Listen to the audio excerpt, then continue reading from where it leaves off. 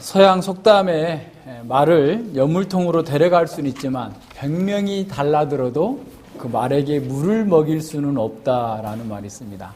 그러니까 시냇가가 있는 물가로 말을 100명이 끌고 갈 수는 있지만 강제로 말이 스스로 물을 먹을 수 있도록 만들 수는 없다라는 거죠. 그러니까 아무리 사람이라 할지라도 말의 의지를 강제하고 지배할 수는 없다라는 그런 의미죠. 우리 속담에도 그런 말이 있습니다.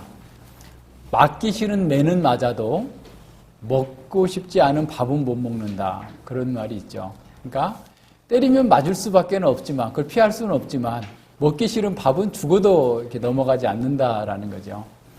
그러니까 우리의 의지를 지배할 수 있는 그런 사람은 없다라는 그런 의미입니다. 사람들은 자유의지를 가졌다고 믿기 때문에 자신이 어떤 힘과 능력을 가지고서 다른 사람의 의지를 지배하거나 조종할 수 있을 거다라고 생각을 합니다. 그러나 우리가 어린아이들이나 또는 정신적으로 약간 장애가 있지 않는 사람을 지배하고 그들의 의지를 조종하는 것은 사실상 불가능합니다. 그래서 이 세상의 사람들이 바뀔 수 없는 것은 바로 그런 거예요. 그러니까 세상의 많은 사람들은 결국 사람들의 의지를 바꾸고자 하는 거죠. 우리가 많은 교육을 하는 이유가 뭡니까?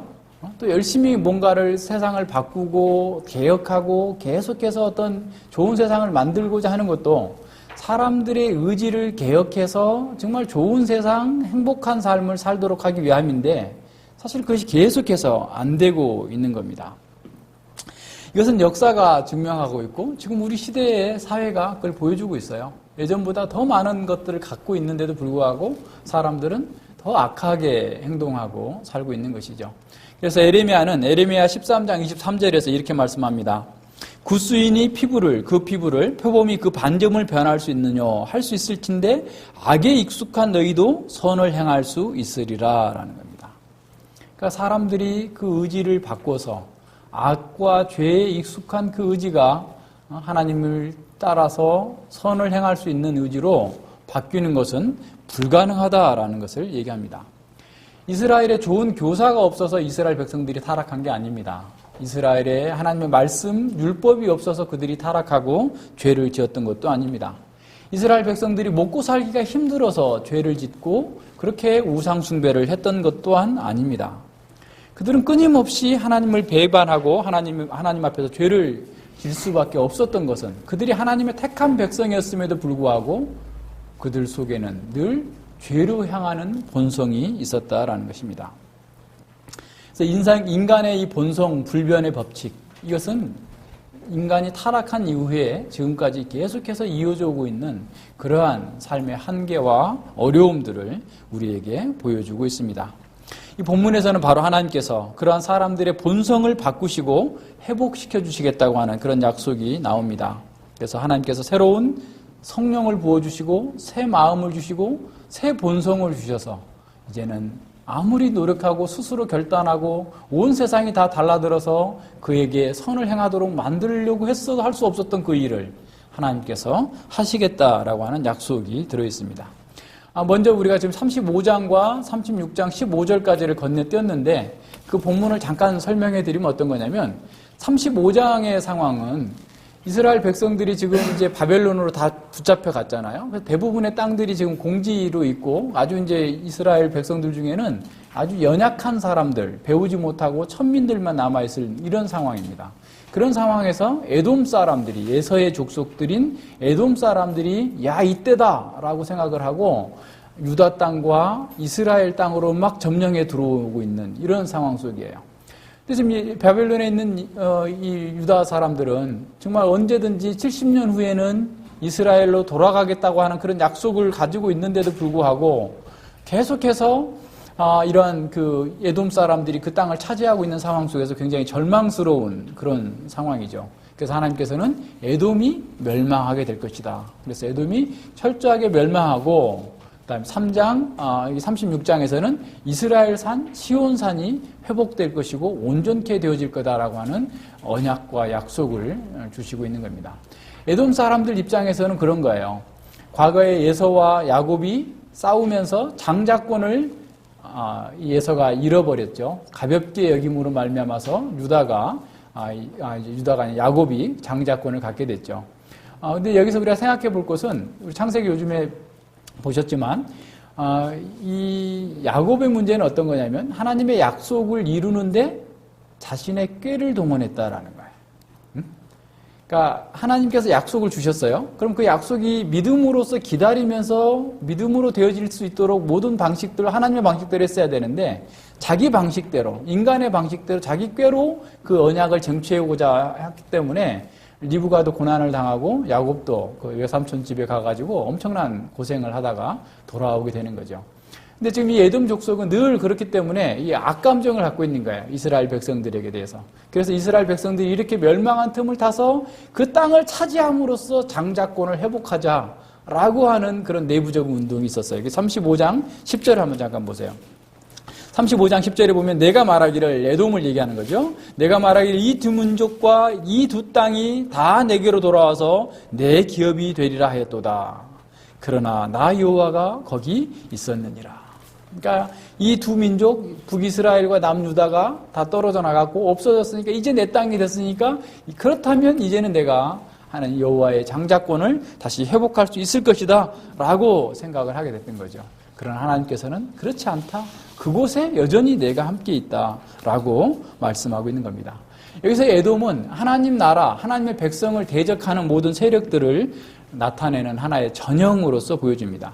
그래서 하나님의 백성들이 심판, 하나님의 백성들이 징계받을 때 그것을 통해서 자신의 이익을 얻고자 하는 모든 세상 나라들은 이와 같이 에돔처럼 멸망하게 될 것이다 라고 하는 사실을 우리에게 가르쳐주고 있는 것입니다. 다윗과 같이 하나님께 선한 목자를 택하시고 그래서 하나님의 나라가 이루어지게 된다면 그렇다면 이스라엘 백성들은 이제 하나님의 말씀에 온전한 순종을 할 것인가? 사실 거기에 대한 답변이 지금 36장 16절 이하에 나타나는 겁니다. 영적으로 부패되어 버린 이스라엘 사람들에게 다시 그들이 말씀을 회복된다면 선한 목자가 오고 땅을 회복한다면 과연 그 속에서 그들이 다시는 죄를 범하지 아니하고 하나님의 말씀대로 살아가는 새로운 세상이 될 것인가 라고 하는 것에 대한 답. 다시 말하면 사람에게로서는 불가능하기 때문에 하나님께서 그 대책과 대안을 내려주시는 겁니다. 땅과 환경이 사람을 삼키고 멸망하게 만드는 것이 아닙니다. 사람이 어떤 방식으로 사느냐에 따라서 그 땅과 환경이 변화됩니다. 항상 문제는 환경의 문제가 아니라 사람의 문제입니다. 환경보다 사람의 마음이 변혁돼야 됩니다. 그것을 바로 36장 16절부터 말씀해주고 있는 거예요. 그런데 그 인간이 마음이 변혁되는 것은 사람의 힘으로는 안 된다라고 하는 것으로부터 시작됩니다. 우선 17절과 19절에 나타난 그 내용을 보면 이스라엘 백성들의 죄에 대해서 아주 간결하게 말씀해주고 있어요. 그러니까 이스라엘 백성들의 죄를 두 가지로 어떤 은유적으로 표현하고 있는데 하나는 월경에 있는 그런 여자들처럼 부정한 피를 흘렸다라는 거고 또 하나는 우상 숭배를 했다라는 겁니다. 이것은 이스라엘의 부정을 다 총괄하는 거예요. 그러니까 여자들이 생리하는 것 자체가 부정한 거 아니에요. 제의적인 부정입니다. 도덕적인 부정을 얘기하고 있는 게 아닌데 제의적인 부정. 왜 이게 제의적인 부정이냐면 하나님은 생명의 하나님이신데 그 생명에서 떨어져 나가는 것은 죽음이에요. 이 죽음이 부정한 것이에요. 그래서 생명으로부터 떨어져 나가는 것이기 때문에 부정한 것으로 여겨지는 거죠. 그래서 모든 것들이 다 이와 관련된, 생명과 관련된 것은 하나님과 관련된 것이고 생명이 아닌 죽음과 관련된 것은 다 부정한 것이기 때문에 하나님께로 나올 수 없는 거예요. 근데 이제 이런 것처럼 이스라엘 백성들이 이스라엘 땅, 하나님의 땅에서 살면서 온갖 부정과 더러운 것들을, 죽음에 속한 일들을 아주 많이 자행했기 때문에 이미 앞서 쭉 설명해 왔던 것들 24장까지 계속해서 에스겔에서 보여주고 있었던 것처럼 이스라엘 백성들이 계속해서 죽음과 관련된 살인과 약탈과 온갖 방종과 사람들을 억압하고 약자들을 짓누르고 짓밟는 이런 행동을 한 것 때문에 그 땅이 더러워졌다라는 얘기입니다. 그리고 우상 숭배로 말미암아서 하나님만을 섬겨야 될 그 자리에 오히려 온갖 우상을 숭배하는 것으로 말미암아서 그들이 범죄한 것이었다라는 거예요. 이스라엘 백성들은 거룩한 백성들이었습니다. 이스라엘 백성들을 하나님께 택하신 것은 온 열방 가운데에서 하나님의 백성으로 따로 떼움을 받아서 정말 이 세상 가운데서 하나님의 영광을 증거하고 나타내도록 했던 그런 백성들이었죠. 그럼에도 불구하고 이들이 범죄함으로 말미암아서 그들이 멸망을 당하게 되었음을 보게 됩니다. 자, 이런 상황이 왜 하나님께 대하여서 하나님의 이름이 거룩함이 붕괴되어졌느냐, 나빠지게 됐다라고 말씀하느냐면, 주변에 있는 사람들이 그걸 보면서 어떤 결론을 내리냐면, 자, 여호와가 능력이 없어서 바벨론에게 자신의 백성들을 다 먹혔다, 침략당하게 했다라고 하는 것을 말해주고 있는 거죠. 그래서 여호와께서 그 백성들을 포기하셨고 그들을 멸절시키는 것을 보고만 계셨기 때문에 여호와는 다른 신들과 같이 무능한 신이다라고 얘기하고 있는 거죠. 그래서 이스라엘 백성들이 이렇게 멸망을 당하고 바벨론에게 포로로 되어 있는 것 자체가 이미 심각한 하나님의 이름에 모욕을 당하고 있는 거예요. 이 바벨론 포로로 잡혀가 있는 사람들은 아마 그걸 보면서 바벨론 사람들이 이렇게 말했을 거예요. 자, 쟤들은 누구야? 이스라엘 사람인데 여기 지금 포로로 잡혀온 거야 라고 말했을 거예요. 그럼 쟤들의 신은 누군데? 여호와래. 여호와? 그럼 자존자라는 뜻 아니야? 근데 왜 쟤네 신이 쟤들을 지켜주지 못한 거야? 그 신은 별 볼 일 없는 신인가 봐 라고 사람들은 말하면서 하나님에 대해서 쑥덕 공론을 했을 거예요. 그러면서 우리의 신 마르둑이 최고의 신이야, 여호와라고 말만 그러지 실제로는 다른 모든 잡다한 신들처럼 우리의 신에게 꼼짝없이 당한 그런 신에 불과할 거야 라고 하면서 여호와의 이름이 더럽혀지고 모욕을 당하는 그런 상황들을 지금 볼 수 있는 것이죠. 고대 사회에서 전쟁에 대한 승패는 신과 신들의 전쟁이라고 생각을 했어요. 그래서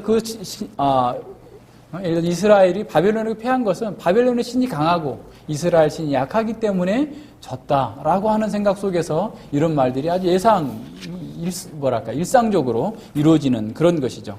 그러나 여호와께서는 자신의 힘이 없어서 무능해서 패한 것이 아님을 드러내시겠다라는 겁니다. 여호와의 백성인 이스라엘의 치욕은 다시 말하면 하나님의 치욕이 되게 됩니다.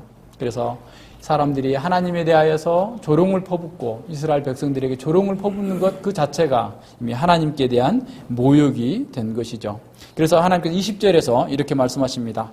그들이 이른바 그 열국에서 내 거룩한 이름이 그들로 인하여 더러워졌나니 곧 사람들이 그들을 가리켜 이르기를 이들은 여호와의 백성이라도 여호와의 땅에서 떠난 자라 하였음이니라.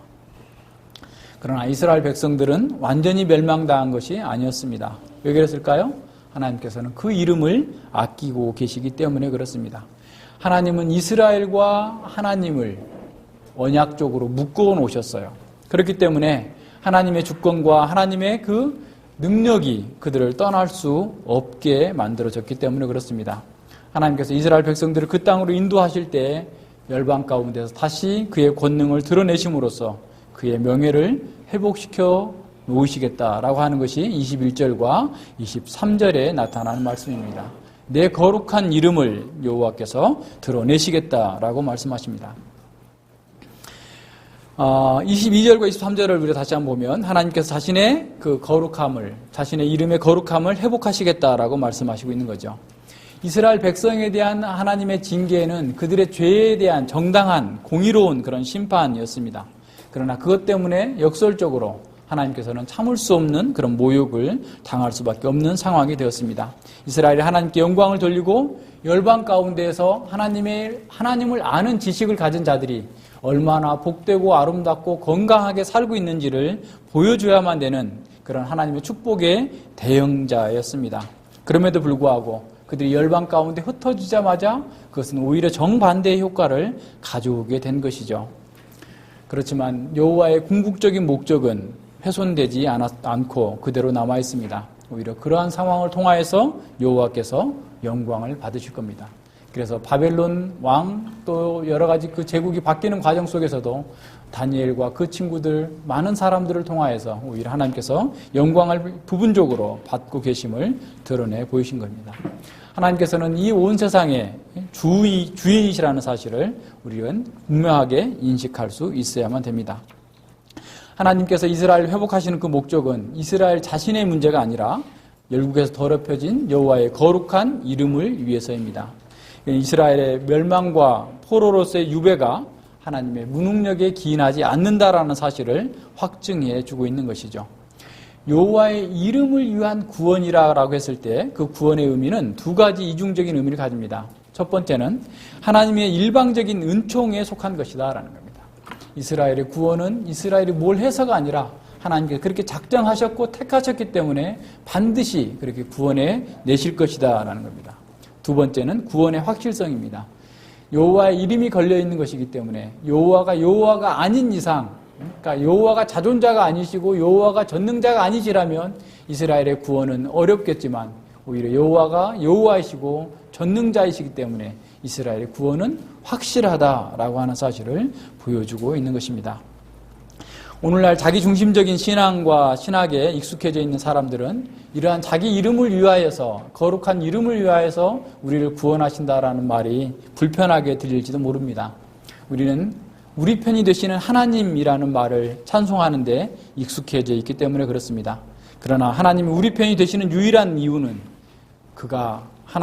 그것이 하나님의 영광을 가져오기 때문에 그렇습니다. 더욱이 자기 도치가 우리에게는 결점이 되지만 하나님께서는 위대한 덕목이 됩니다. 왜 그럴까요? 하나님보다 더 위대한 것이 없기 때문에 하나님 자신을 기뻐하는 것은 하나님에게 있어서 가장 최고의 덕목이 됩니다. 하나님께서 만약에 하나님보다 못한 것을 기뻐하시고 그것을 찬양하신다고 한다면 마치 우리가 우상 숭배하는 것과 동일한 것이 되는 거죠. 그러니까 우리가 하나님이 아닌 것, 하나님보다 못한 것을 찬양한다면, 그것을 기뻐한다면 우리가 우상 숭배가 되는 것처럼 하나님께서 자신을 기뻐하고 자신의 이름을 위하여서 우리를 구원하시는 것이 야말로 하나님의 그런 찬양을 드러내는 것임을 우리는 분명하게 알아야 됩니다. 하나님의 이름을, 위대하신 이름을 거룩하게 여기고 그 무엇보다도 하나님의 이름을 찬양하는 것은 하나님께서 자신의 영광을 드러내시고 자신의 기뻐하시는 것을 나타내시는 것을 통하여서 그렇게 되는 것입니다. 우리는 24절과 32절에서 성경 전체에서 가장 아름답고 유명한 그런 본문에 도달하게 됩니다. 이 말씀이야말로 정말 복음의 순수한 선포가 아닐 수 없습니다. 여기서 가장 중요하게 여겨지는 것은 뭐냐면 하나님께서 내가 할 것이다 라는 겁니다.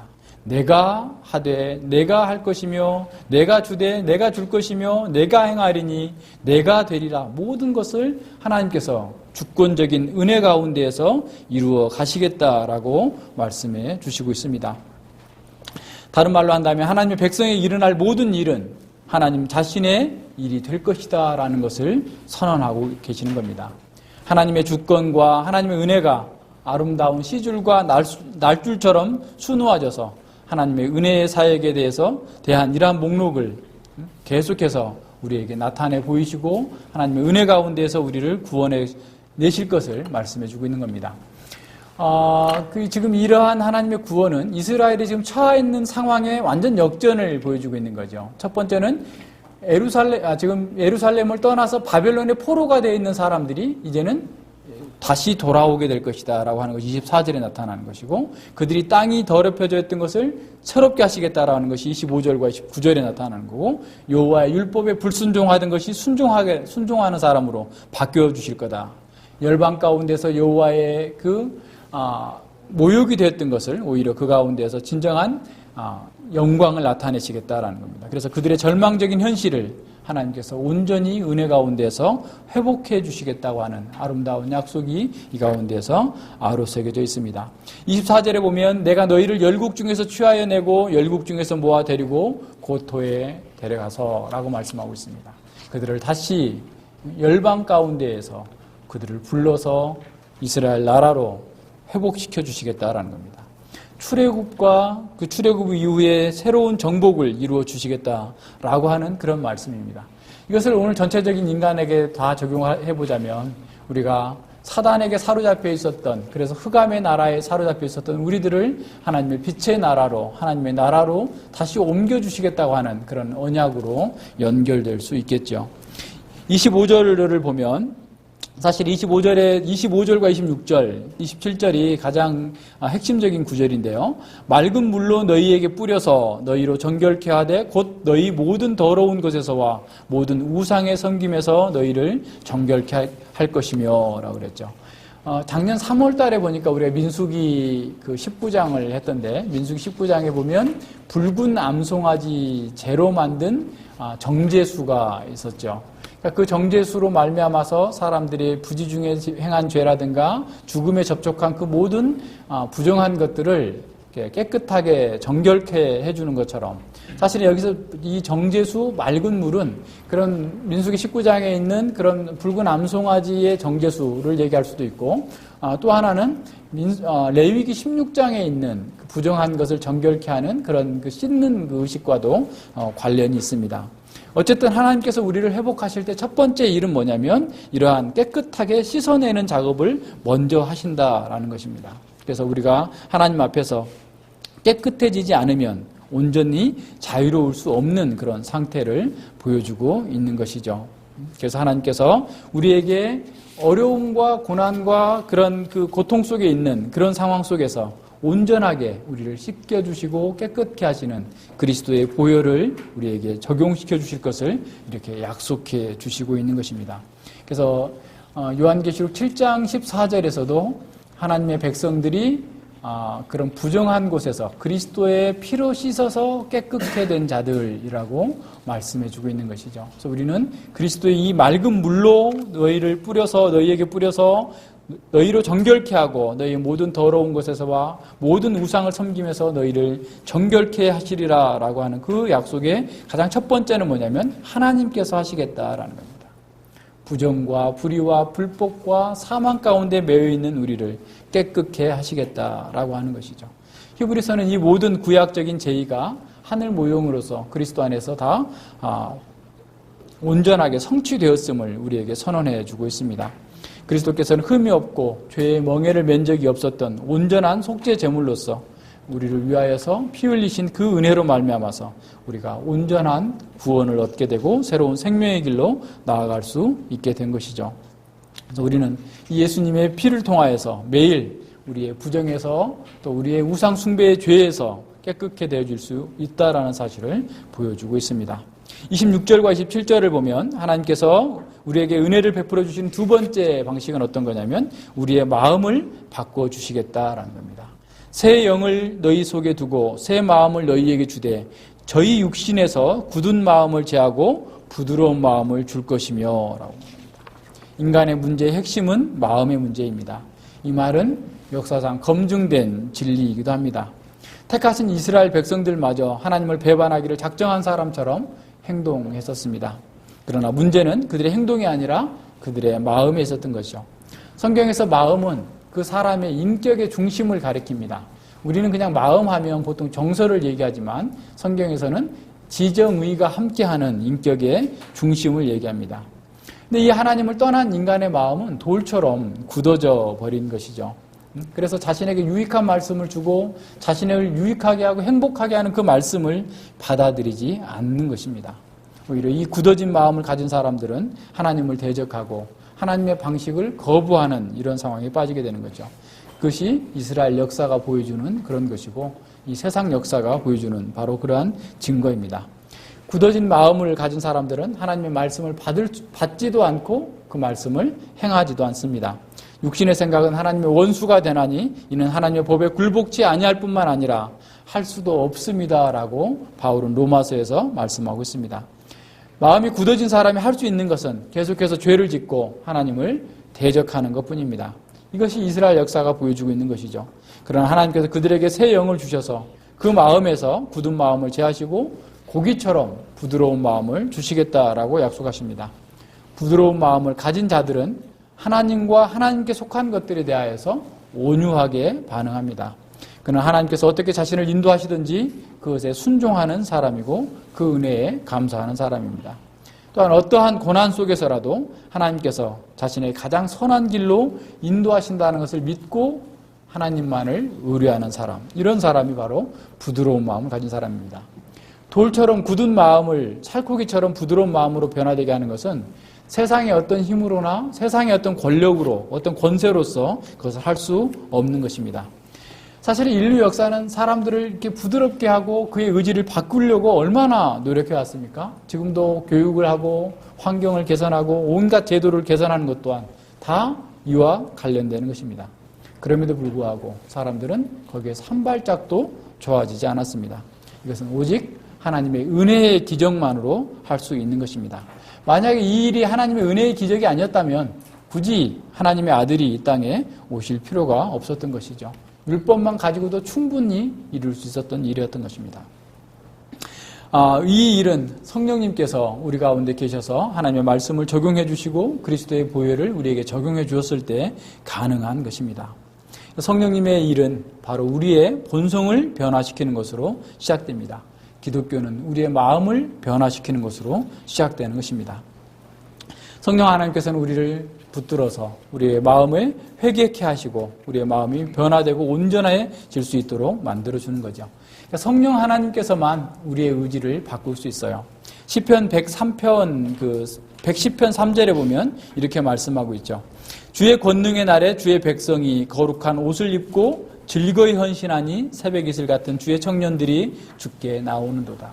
그 무엇으로도 할 수 없었던 그 일이 주님의 권능으로 성령으로 스가랴 4장에서 말하고 있는 것처럼 오직 성령의 권능으로 사람들이 변화되어져서 온전케 되어지는 것입니다. 이러한 부드러운 마음이 바뀌는 것이 바로 거듭남인 것이죠. 그 결과가 27절에 나타납니다. 또 내 신을 너희 속에 두어 너희로 내 율례를 행하게 하리니 너희가 내 규례를 지켜 행할지니라. 마음의 변화된 목적은 하나님의 율례와 규례를 전심을 다해서 순종하도록 하시는 것입니다. 하나님의 성신께서 그 마음에 역사하시는 첫 번째 반응은 하나님과 관계된 그 모든 것들을 우리가 사랑하게 만든다라는 겁니다. 성령의 새롭게 하심의 역사는 주님의 뜻을 실천하는 일에 우리의 주의를 집중하게 만들고 성령께서 우리 안에 계시는 것을 통해서 우리의 마음의 욕구와 우리의 삶의 모든 부분이 하나님께서 기뻐하시는 바를 따라서 행하도록 우리가 바뀌어져 나간다는 겁니다. 그래서 우리의 모든 영역에서 주의 말씀과 주의 율례를 행하는 것, 그것을 또한 찬양하는 것이 우리 자신의 즐거움이 되고 기쁨이 되고 삶의 최고의 목표가 되게 하시는 것이죠. 그것이 바로 성령님께서 우리 가운데 부드러운 마음을 주신 그 가운데에서 이루어지는 그런 일들입니다.